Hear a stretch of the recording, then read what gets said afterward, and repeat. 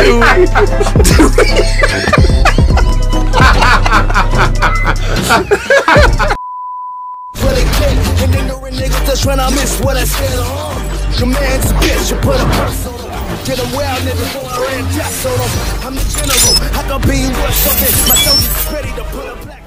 जज a book by its cover. ये चीज the falcon and the Winter Soldier के एपिसोड 2 में हमें कई बार साबित होती हुई दिखाई गई, चाहे बात हो जॉनी वॉकर के कैप्टन अमेरिका के मेंटल को लेने के लिए वर्दी होने की या सैम और बकी की पर्सनैलिटी को लेकर। The falcon and the Winter soldier ने सच में काफी डीप मैसेजेस दिए और कुछ काफी एपिक डिटेल्स भी। तो हे गाइस, कैसे आप लोग? मेरा नाम है दीपक और आज की इस वीडियो में मैं बात करने वाला हूँ the falcon and the Winter Soldier के एपिसोड 2 की कुछ काफी इंटरेस्टिंग डिटेल्स और प्लॉट पॉइंट्स के बारे में। तो इस एपिसोड के लिए एक मेजर स्पॉइलर वार्निंग के साथ, without wasting any more time, let's just jump into it. Number 1, White Wolf. तो जब बकी सैम के साथ फ्लैग स्मैशर्स के मिशन की इन्वेस्टिगेशन करने के लिए जाता है, तब सैम हमें बकी को व्हाइट पैंथर कहता हुआ सुनाई देता है, जिस पर बकी उसे करेक्ट करके बताता है कि it's actually White Wolf, which is basically a reference to the end credit scenes of movie Black Panther, जिसके अंदर वकांडा में कुछ बच्चे बकी को व्हाइट वुल्फ कहते हुए नजर आए थे। और कॉमिक्स में भी बकी बार्न्स ने विंटर सोल्जर के बाद व्हाइट वुल्फ के टाइटल को अपहोल्ड किया था। And observing the fact that Bucky is facing emotional trauma because of being the Winter Soldier, I think इस सीरीज के एंड तक बकी हमें विंटर सोल्जर से बदलकर व्हाइट वुल्फ टाइटल के साथ ही देखने को मिलेगा और Sam as the next Captain America. और उसका नेक्स्ट कैप्टन अमेरिका होने की बात के पीछे क्या सेंस है वो मैं आपको इस वीडियो के अंदर आगे बताऊंगा। तो नंबर 2 पर जो डिटेल है वो एग्जैक्टली इस एपिसोड से रिलेटेड तो नहीं है, पर पूरी सीरीज के लिए ही है, और वो है इस शो की टाइमलाइन को लेकर। तो फर्स्ट एपिसोड वाली वीडियो में मैं एब्सेंट था, तो वहां मैं नहीं बता पाया था। तो ये शो बेस्ड है अवेंजर्स एंड गेम के इवेंट्स के 6 मंथ्स बाद, यानी कि क्रोनोलॉजिकल ऑर्डर में देखा जाए तो सबसे पहले आता है वांडा विजन, फिर the falcon and the Winter soldier और उसके बाद Spiderman far from home.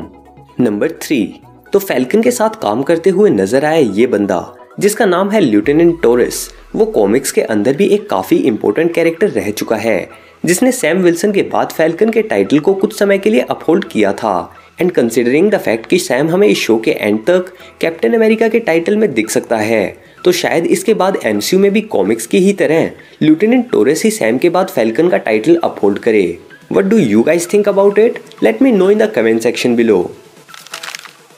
Number 4, तो एंड में जब हमें सभी क्रेडिट्स देखने को मिलते हैं तो वहीं पर हमें ये डेट यानी कि December 16, 1991 भी देखने को मिली, which is the date when Bucky's Winter Soldier killed Tony Stark's parents. Number 5, अब अगर क्रेडिट्स की ही बात चल रही है तो ये फैक्ट भी उसी पर ही बेस्ड है, जहां पर हमें वहीं कुछ वर्ड्स देखने को मिलते हैं जो कि Captain America Civil War movie में जीमो यूज करता हुआ नजर आया था, बकी बार्न्स के अंदर मौजूद हाइड्रा की प्रोग्रामिंग से उसके अंदर के विंटर सोल्जर को एक्टिवेट करने के लिए। नंबर 6, तो इस पॉइंट में सबसे ज्यादा इंटेंस क्वेश्चन की ओर थोड़ा सा ध्यान दे लेते हैं, और वो ये कि क्या जॉनी वॉकर कैप्टन अमेरिका के मेंटल को डिजर्व करता है या नहीं। वेल यार, फर्स्ट एपिसोड में जस्ट उसकी एंट्री को देखकर उसे जज करना कि वो कैप्टन अमेरिका के टाइटल के लिए वर्दी है या नहीं, that was completely wrong. But seeing his qualities, his passion for becoming the best captain America that he can be, Steve Rogers के साथ compete करने के लिए नहीं, बल्कि उसकी लेगेसी को और कैप्टन अमेरिका के टाइटल की रिस्पेक्ट को कायम रखने के लिए, इट ऑल शोज कि हाँ, वो इस टाइटल को वील्ड करने के लिए एक परफेक्ट कैंडिडेट है। और ये चीज इस सीन ने भी काफी अच्छे से डिपिक्ट कर दी थी, जहां उसने अपने दोस्त की जान बचाने के लिए शील्ड को फेंका था, नोइंग द फैक्ट कि उसके पास उन बाकी सुपर सोल्जर्स से लड़ने के लिए या उनसे बचने के लिए वो नहीं रहेगी। बट क्या इसे ही एमसीयू का नेक्स्ट कैप्टन अमेरिका रहना चाहिए? नहीं, नहीं, नहीं, नहीं। बिकॉज एक सिनेमैटिक सागा को देखते हुए आप ऐसे किसी कैरेक्टर के कुछ ट्रेट्स देखकर हमेशा ये चीज नहीं चाहोगे कि हाँ, कंप्लीट जस्टिस होना चाहिए, बल्कि कुछ कैरेक्टर्स जो कि इस जर्नी में शुरुआत से चले आ रहे हैं, आप उन्हीं कैरेक्टर्स को एक्सेल करते हुए देखना चाहोगे, जैसा कि इस केस में है बकी और Sam. And obviously for this reason I really want कि एमसीयू में कैप्टन अमेरिका का टाइटल अगर किसी को मिले तो वो सैम या बकी में से कोई एक हो, ना कि जॉनी वॉकर।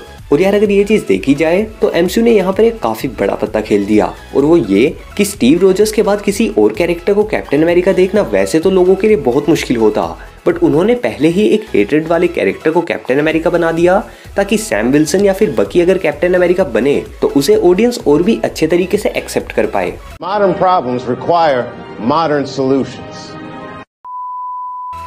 नंबर 7, यहाँ पर मैं बात करूंगा कि आखिर क्यों सैम को कैप्टन अमेरिका का टाइटल मिलना चाहिए, और ये चीज कम्प्लीटली जस्टिफाई भी की जा सकती है।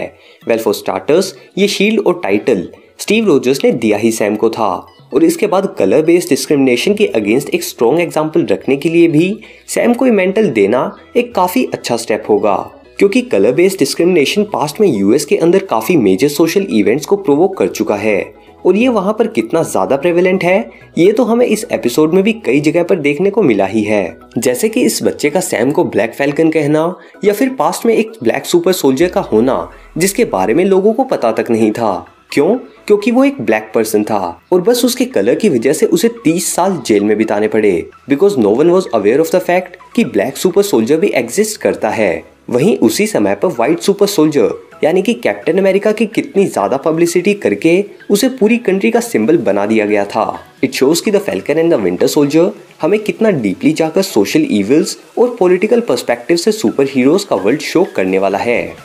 नंबर 8, तो ये वाला फैक्ट वैसे तो इस एपिसोड से रिलेटेड नहीं है, बट हाँ ये चीज है काफी इंटरेस्टिंग, तो मैंने सोचा आप लोगों के साथ शेयर कर दूं।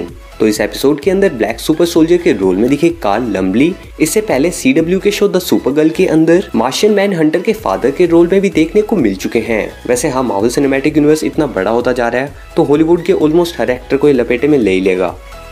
नंबर 9, तो जब एपिसोड की शुरुआत में हमें जॉनी वॉकर की एंट्रेंस देखने को मिलती है तो उस समय पर वो मार्चिंग बैंड जो सॉन्ग बजा रहा था वो एक अपडेटेड वर्जन था of the song the star spangled man, जो कि हमें ओरिजिनली सुनने को मिला था captain America the first Avenger movie में स्टीव के वर्ल्ड वॉर के टाइम पर चल रहे वर्ल्ड टूर के टाइम पर। नंबर 10, बकी सैम को जिस सुपर सोल्जर के पास लेकर आया था यानी कि आइजेया, वो वर्ल्ड वॉर के टाइम पर उन 300 ब्लैक पीपल में से एक था जिनके ऊपर यूएस गवर्नमेंट ने सुपर सोल्जर सीरम के टेस्ट किए थे, जैसा कि कॉमिक्स के अंदर दिखाया गया है, शोइंग क्लियरली कि उस समय पर ब्लैक पीपल्स की लाइव्स की गवर्नमेंट के लिए कोई भी वैल्यू नहीं थी। और क्योंकि आइजेया के ऊपर इस सुपर सोल्जर सीरम का एक्सपेरिमेंट सक्सेसफुल रहा था, इसी वजह से वो अपनी कंट्री को सर्व करने के लिए वर्ल्ड वॉर 2 के अंदर एज कैप्टन अमेरिका चला गया था, और इसी वजह से यूएस गवर्नमेंट ने उसके ऊपर देशद्रोही का टैग लगाकर उसे 30 इयर्स तक इम्प्रिजन कर दिया था, जस्ट बिकॉज ही वोर द कैप्टन अमेरिकाज यूनिफॉर्म। इससे हम ये अंदाजा लगा सकते हैं कि ये शो आगे चलकर कितना ज्यादा इंटेंस होने वाला है। तो गाइस ये थी कुछ इंटरेस्टिंग सी बातें falcon and the Winter Soldier के एपिसोड 2 से रिलेटेड। आपको इस एपिसोड के बारे में सबसे अच्छी चीज क्या लगी वो चीज मेरे साथ नीचे कमेंट्स में जरूर शेयर करना। वेल मेरे को तो यहाँ पर बकी बार्न्स का एक गुस्से वाला सीन सही में काफी ज्यादा इंटरेस्टिंग लगा, क्योंकि अभी तक हमने सिर्फ विंटर सोल्जर को ही गुस्से के अंदर देखा था और बकी बार्न्स हमेशा न्यूट्रल ही रहता था। बट जब जॉनी वॉकर ने कहा कि स्टीव उसके भाई के जैसा था, तब बकी की आंखों में हम गुस्सा साफ देख सकते हैं। भाई स्टीव तू क्यों गया पास्ट के अंदर? पैगी से ज्यादा तेरी जरूरत बकी को थी। तो यार डॉक्टर स्ट्रेंज और स्कारलेट विच के बीच एक एपिक कंपैरिजन देखने के लिए ऊपर वाली वीडियो और मूवीज के अंदर एलियंस को इंग्लिश बोलनी कैसे आती है ये चीज जानने के लिए नीचे वाली वीडियो पर क्लिक करें। तो गाइस इस वीडियो के लिए इतना ही, मैं मिलता हूँ आपसे अगली वीडियो में। Until then, be dynamic and don't fear to do what you love. Peace.